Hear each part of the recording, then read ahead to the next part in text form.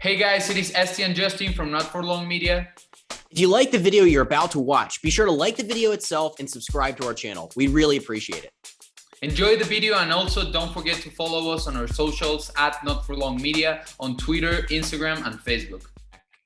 So this is kind of the first time I got introduced to you was back when you did the Andrew Luck thanks guys when he gets sacked story when you're at the Wall Street Journal. First of all, like how did you hear about that? And what was the process like of, compiling that story?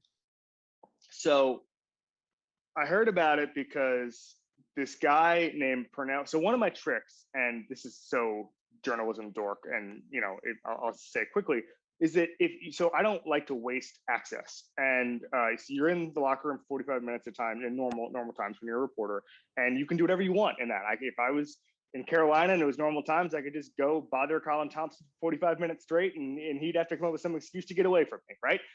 And so when I'm in a locker room, I just like to go up to guys, just take 30 seconds of their time and just kind of collect anecdotes. And so, hey, if there's a pass rusher who's a veteran, I'll just go up to him and just, hey, if Mahomes is starting 7-0, I'll just say, hey, what's it like to go against Mahomes? And just see if there's a story there and just put it in my tape recorder, and you just never know when you're going to use it, right?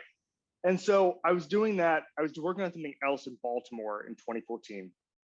And I saw this guy, Pernell McPhee, who's the man. And he'd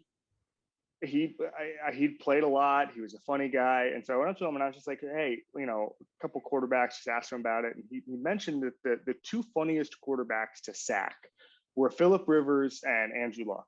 Phillip Rivers, because he could not stop talking trash, even he would be horizontal on the ground and there'd be three guys on him and he would just be relentlessly talking trash to the pass rusher. And they loved that. They loved that.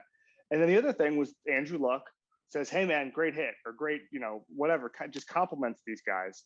And I knew that the Luck thing was just going to be just traffic magnets. I was like, I got to do the story. So I looked at the NFC or the Colts schedule that year, and they happened to have the rotation of the NFC East. And there were a bunch of guys then within about a 4-hour drive of New York, where I was living at the time, who had sacked Andrew Luck. So I just spent 3 days. I just went in the locker rooms, had a list, just surgical, and just said, okay, what happened? And I got the whole story. And it was funny just because, and I've talked about this before, but their faces lit up. Like I remember seeing Ryan Kerrigan in DC, and I asked him that, and I remember he was just chewing on ice, and I asked him the question, and his face was just like, oh man, like I can't believe somebody's doing this story. And then the first thing he said was, I've never seen anything like it.